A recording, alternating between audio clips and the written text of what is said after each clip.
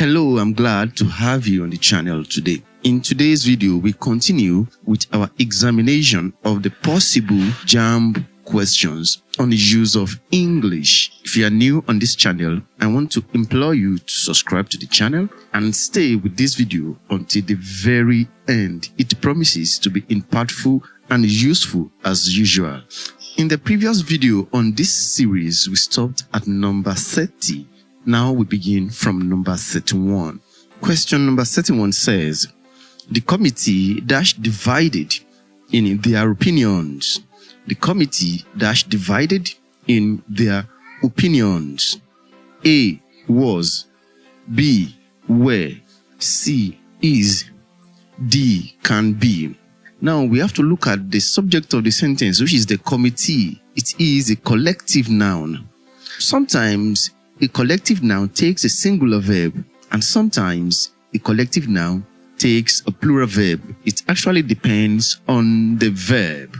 If the verb shows that the collective noun does things as a united entity, as a unit, it takes a singular verb. But if the verb shows that the collective noun is divided, that the collective noun does things as a divided body, then it takes a plural verb. In this case, the verb shows that the collective noun, which is the committee in this case, is divided. It is no longer a single unit. It is now a divided entity. So we use the plural verb. So the plural verb in this particular option is option B, where the committee were divided in their opinions. Another way to justify this explanation is to look at the possessive adjective, which is an appendage of a pronoun that is used in the sentence, in their opinions. Look at that, their. That is a plural possessive. It shows that the committee has been seen as a plural entity, not a singular entity. Let's move straight to question 32. The expression spill the beans means, the expression spill the beans means A, waste resources, B, reveal a secret, C, take a bold step, D, cause trouble. The expression, the idiom spill the beans, actually means to reveal a secret. That is option B. Number 33. Choose the option that has the vowel sound as represented by the underlined letter. And we have the word S-A-V-O-U-R. How do you pronounce this word? One thing is this: the examiners can identify some words that we do not pronounce correctly, like this word. This particular word is correctly pronounced savor, savor, not savor. Now, with this pronunciation, you will see that the letter A that is underlined realizes the A diphthong, not the R sound. A, we have color. B, happy. C, fat. D, gain. Option A, color, has the O sound in the first syllable. Option B has the short R sound in happy. Option C has a long R sound, AR, in fat. But then option D has the A diphthong, gain, gain. Option D is the correct option.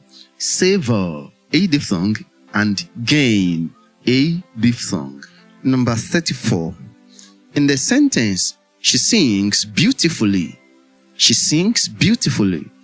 The word beautifully is a or an. A, noun. B, verb. C, adjective. D, adverb. The word beautifully in the sentence she sings beautifully is an adverb. Option D, adverb. Most adverbs, I would not say all adverbs, most adverbs end in ly. When we have the adjective beautiful, then the adverb is going to be beautifully. That's one of the reasons beautifully is an adverb. That is the spelling wise. Now let's look at the function. Adverbs usually modify verbs, adjectives, and adverbs.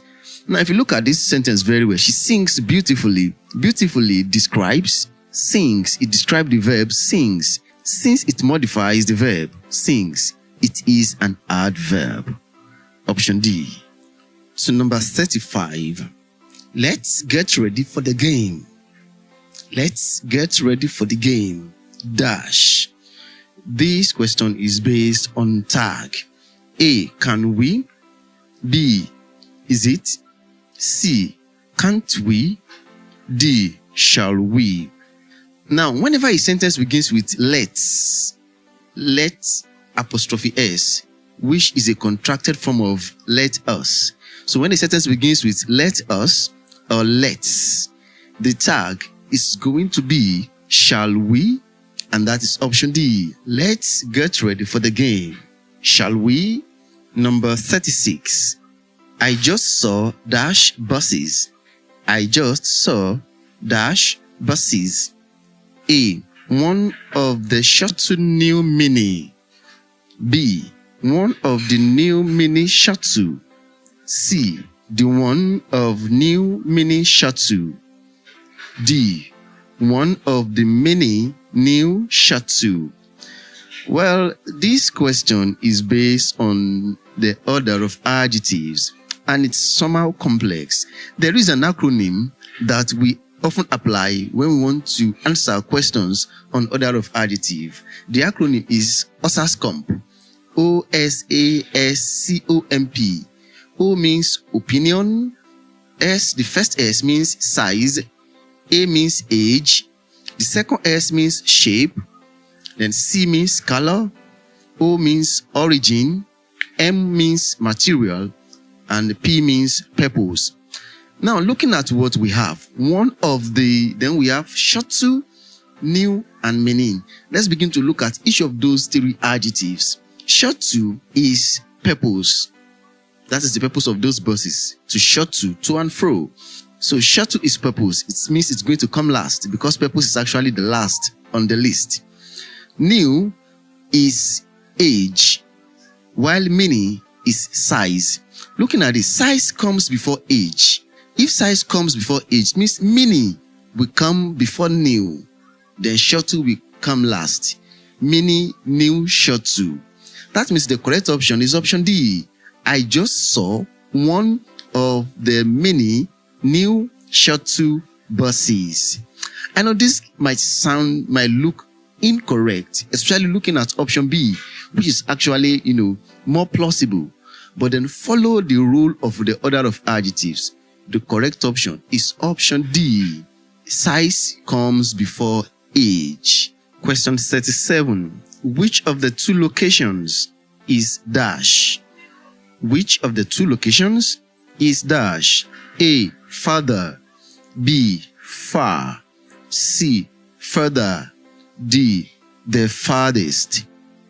Now we are talking about location, distance. Far is the adjective, while farther is the comparative. Then farthest is the superlative. But then when we are talking about how deep is a discussion or an explanation, far is the adjective, but then the comparative is further, while the superlative is furthest. Now, since we are talking about locations, a place, it's going to be far, farther, farthest. Now, the question says, which of the two locations? Since we are talking about two, it means we are stopping at the comparative. We are not going to use the superlative. It means option D is wrong because option D is a superlative, the farthest. It is wrong. The correct option is option A. Which of the two locations is farther? Question 38. Choose the option that has the consonant sound as represented by the underlined letters. And we have the word machete. Machete. The letters C and H are underlined. Machete. C and H are underlined. They realize sh, not ch. Sh. Machete. A. Push. B. Stomach. C. Check. D. Picture. Machete. Option A is the correct option. Push. Machete. Option A. Let's go to number 39. Choose the correct expression. Choose the correct expression. A. The firewoods have been splitted. B. The firewood has been split. C. The firewood have been split. D. The firewood has been splitted. Now, the first thing we have to note is that firewood is always singular because it is an uncountable noun. So expressions like firewoods is almost incorrect in English because firewood is an uncountable noun, except in some rare instances, firewoods with letter S is wrong. That means option A is wrong. Option A is also wrong because of the last word, the verb splitted, wrong. The past tense of the verb split is split. The past participle is also split. So we have split, split, split. Not split, splitted, splitted. There is nothing like splitted. Since there is nothing like splitted, option D is also wrong because it has the word splitted with double T. Whether single T or double T, splitted is wrong. The past participle of split is still split. Now let's look at option B and C. The firewood. Firewood is an uncountable noun. It should always take the singular verb. It should take the singular verb since it is an uncountable noun. That means option C is wrong. The firewood have. Have is a plural verb.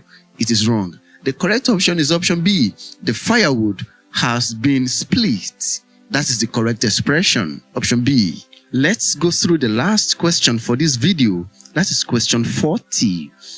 The dog dash its tail whenever it sees me. The dog dash its tail whenever it sees me. A. Wags. B. Shakes. C. Waves. D. Moves. Well, in all of the options except option C, waves, it is totally incorrect. All other options could be correct. For example, moves. A dog could move its tail. A dog could shake its tail. A dog could wag its tail. But then the most appropriate, when a dog sees someone and becomes happy, then begins to shake the tail, the most appropriate option, the right vocabulary for that action is wag. W-A-G. The dog wags its tail whenever it sees me. So at this point, we shall be dropping the curtain as far as this video is concerned. Do well to subscribe to the channel. Drop one beautiful comment on this video and check out other videos on this channel. They are all very good, impactful, and useful. Thank you for always being here. See you some another time. Bye-bye.